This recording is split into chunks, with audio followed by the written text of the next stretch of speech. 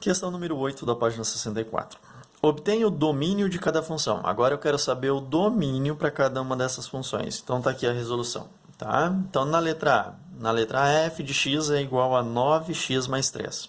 Qual é o domínio? Tem alguma restrição aqui? Quando é para encontrar o domínio, eu tenho que verificar se tem alguma restrição para o valor de x.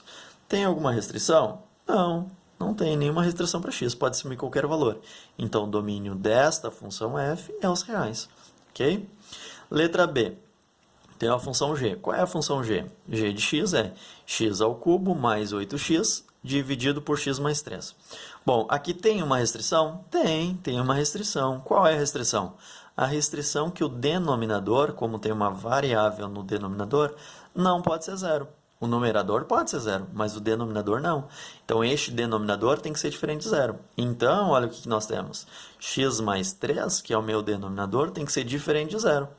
O que implica, então, esse menos 3 vem para cá, fica menos 3, troca a operação, estou somando mais 3, aqui vai ficar menos 3. Então, se o x for menos 3, esta expressão, ó, x menos 3, esta expressão dá zero. Mas qual é a divisão por zero? Não existe, não tem divisão por zero. Então, x é diferente de menos 3. Então, o único valor em que x não pode assumir nesta expressão é x igual a x menos 3. Não pode assumir, então x tem que ser diferente de menos 3. Então, como é que fica o domínio da função g? O domínio da função g é qualquer número real, tal que x tem que ser diferente de menos 3. O x não pode ser menos 3. Então, este é o domínio da função g. Ok? Letra C. Aqui tem uma função i. I de x. Quem é a i de x? É a raiz quadrada de x menos 8. Tem alguma restrição? Tem, claro que tem. Existe raiz quadrada de número negativo? Raiz de menos 4, por exemplo? Não, não existe. Por exemplo, se esse x for 4, 4 menos 8 dá menos 4. E a raiz de menos 4?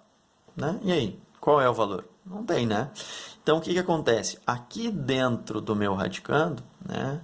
Meu radicando, na verdade, dentro do meu radical, eu tenho que ter o quê? Um número zero ou positivo. Então, esse meu radicando x menos 8 tem que ser maior ou igual a zero. O que implica, então, ó, esse menos 8 vem para cá, ó, x é maior ou igual a 8. Então, x tem que ser maior ou igual a 8 para que eu consiga a imagem para esta função, senão eu não consigo a imagem. Então, o domínio da minha função i é igual a x, que pertence aos reais, tal que o x tem que ser maior ou igual a 8. Né? Então, não pode ser menor que 8, porque se for menor que 8, o que vai acontecer? Esta expressão dá negativo, e a raiz quadrada de número negativo não existe. Então, para que exista essa função, esse x tem que ser maior ou igual a 8. Letra D, a função j, j de x. Né? Então, a função j de x, o que é? É a raiz quadrada de x menos 1 dividido por x menos 3. Então, o que nós temos de restrição aqui? Primeira restrição que a gente já viu, em relação a esse valor, x menos 3. O que não pode acontecer aqui? Essa expressão dar zero. Por que não? Porque não existe divisão por zero. Ok. E esta expressão, qual o valor que ele não pode assumir? Ele não pode assumir números negativos. Então, o radicando tem que ser positivo aqui. Então, vamos lá. Então, primeiro, começando pelo radicando, x menos 1, o que tem que acontecer? X menos 1 tem que ser maior ou igual a zero, ou seja, tem que ser zero ou positivo. O que implica, se menos 1 vem para cá, então x é maior ou igual a 1. O que o denominador, né, não pode acontecer? Não pode ser zero. Então, x menos 3 é diferente de zero, o que implica que x é diferente de 3. Observe que 3 está dentro desse intervalo aqui. Então, x maior ou igual a 1 está abarcando o 3, mas o 3 também não entra como domínio desta função. Então, como é que fica? O domínio da função j é quem? É x real, tal que x é maior ou igual a 1 por esta restrição, x maior ou igual a 1, e também x tem que ser diferente de 3 pela restrição do x menos 3 estar no denominador. Então, esse é o conjunto domínio. Eu poderia escrever o conjunto do domínio também na forma de intervalo, né? Da seguinte maneira, 1 fechado ao 3 aberto, unido com o intervalo do 3 aberto ao mais infinito.